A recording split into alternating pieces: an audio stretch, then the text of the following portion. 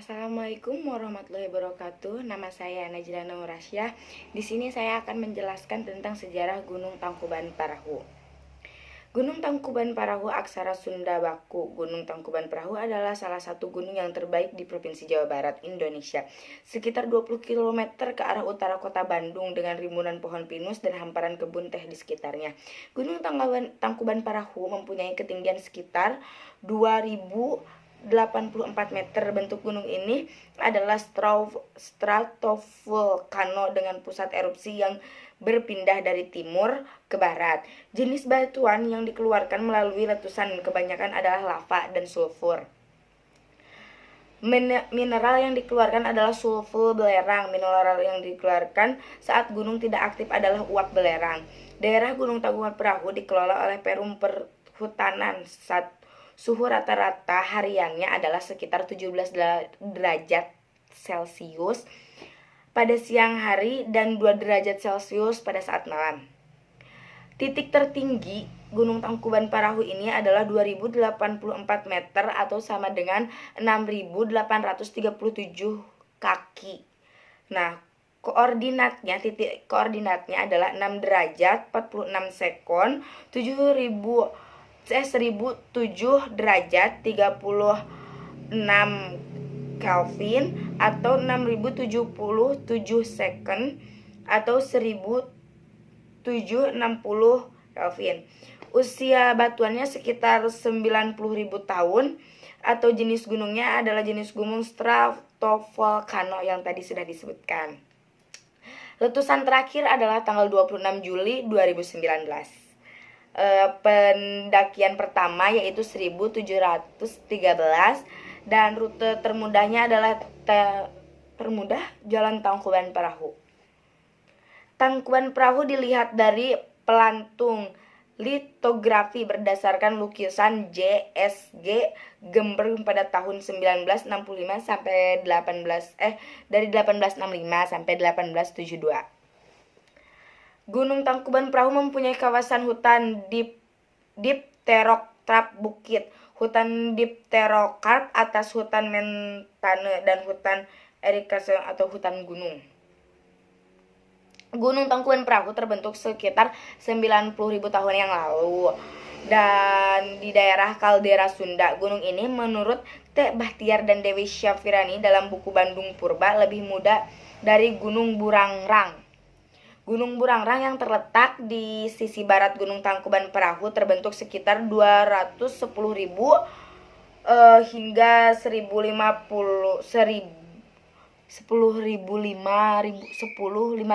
gitu tahun lalu. Menurut T. Bahtiar, Gunung Tangkuban Parahu lahirnya setelah terbentuknya sesar lembang ketika Gunung Tangkuban Parahu meletus. Sebagian material alirannya yang mengalir ke selatan tertahan di kaki patahan. Sepanjang sejarahnya, aktivitas yang terjadi di Gunung Tangkuban Parahu telah membentuk 13 kawah. 3 kawah diantaranya populer dijadikan destinasi wisata, yaitu Kawah Ratu, Kawah Upas, dan Kawah Domas. Sementara perincian 13 kawah lengkapnya sebagai berikut. Ada Kawah Upas, terdiri dari kawah termuda dan kawah upas. Kawah upas itu ada 3, kawah upas muda, kawah upas tua, dan yang termuda. Kawah Ratu juga terdiri dari Kawah Ratu 1920, Kawah Ratu Muda, dan Kawah Pangguyang Badak, Kawah Badak, Kawah Ekoma, Kawah Jurik, Kawah Siluman, dan Kawah Domas yang terakhir. Gunung Tangkuban Parahu sempat meletus berkali-kali. Orang yang sempat mencatat letusan pertamanya adalah botanis sekaligus geologis bernama Franz Wilhelm Junghun. Ya, jadi kayak nama Korea-Korea gitu.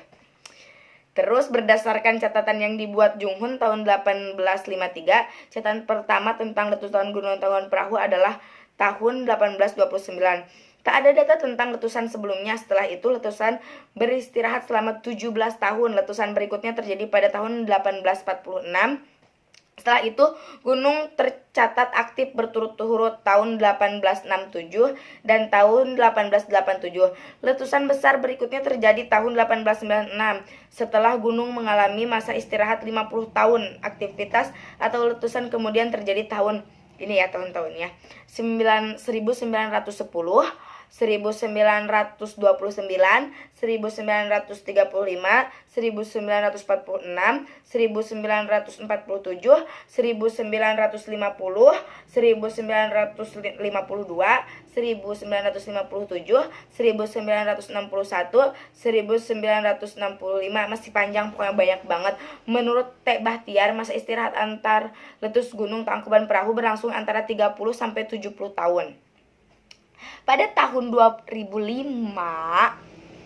Pusat Vulkanologi dan Mitigasi Bencana Geologi daerah sudah membuat peta kawasan rawan bencana Gunung Tangkuban Perahu. Daerah-daerah yang rawan bencana dibagi dalam 3 kategori. Masing-masing kawasan rawan bencana 1, 2, dan 3 ada yang berada dalam radius 1 km sampai 5 km dari letusan dan yang berpotensi terkena terjangan lahar dan hujan abu atau lontahan batu pijar. Dalam buku Bandung Purba disebutkan lembah yang berpotensi dilanda lahar meliputi Ciasem, Cimuji, Cikole, Cibogo, Cipundung, Cihideng, Ciberem, dan Cimahi. Daftar letusan dan erupsi sejak 1829. Erupsi abu dan batu dari Kawah Ratu dan Domas tahun 1829. 1896 terbentuk Furmaul baru di sebuah utara Kawah Badak. 1900 erupsi uap dari Kawah Ratu. 1910 kolam asap membubung setinggi 2 km di atas dinding kawah erupsi berasal dari Kawah Ratu. 1926 erupsi freatik di Kawah Ratu membentuk lubang Ekoma. 1935 lapangan fumarol baru disebut Badak terjadi 150 meter ke arah selatan barat daya dari Kawah Ratu Gunung Tangkuban Perahu. Masih banyak lagi, dan legenda dari rakyat setempatnya adalah asal-usul Gunung Tangkuban Perahu dikaitkan dengan legenda Sangkuriang. Teman-teman kan udah pada denger, pada nonton gitu cerita Sangkuriang ya.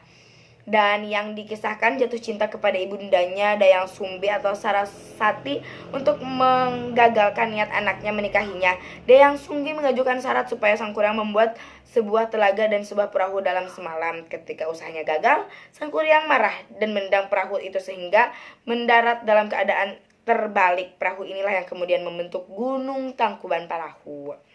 Gunung Tangkuban Perahu ini termasuk gunung api aktif yang situasinya diawasi terus oleh Direktorat Vulkanologi Indonesia. Beberapa kawahnya masih menunjukkan tanda-tanda keaktifan gunung ini. Di antara tanda aktivitas gunung berapi ini adalah munculnya gas belerang dan sumber-sumber air panas di kaki gunungnya. Di antaranya adalah di kawasan Ciater, Subang. Gunung Tangkuban Perahu pernah mengalami letusan kecil pada tahun 2006 yang menyebabkan 3 orang luka ringan. Keberadaan gunung ini serta bentuk fotografi Bandung yang berupa cekungan dengan bukit dan gunung di setiap sisinya menguatkan teori keberadaan sebuah telaga besar yang kini merupakan kawasan Bandung.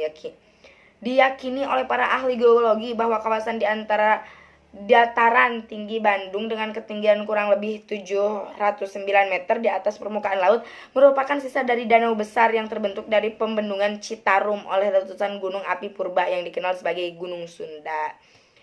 Dan Gunung Tangkuban Perahu merupakan sisa Gunung Sunda purba yang masih aktif. Fenomena seperti ini dapat dilihat pada Gunung Krakatau di Selat Sunda dan kawasan Ngorongoro di Tanzania, Afrika, sehingga legenda Sangkuriang yang merupakan cerita masyarakat kawasan itu diyakini bahwa merupakan sebuah dokumentasi masyarakat kawasan Gunung Sunda purba terhadap peristiwa saat itu ya. Jadi Gunung Tangkuban Perahu itu sampai saat ini masih aktif dan kepercayaan masyarakat itu dikaitkan dengan sejarah Dayang Sumbi. Oke lah, segitu dari saya. Sekian, wassalamualaikum warahmatullahi wabarakatuh. Terima kasih.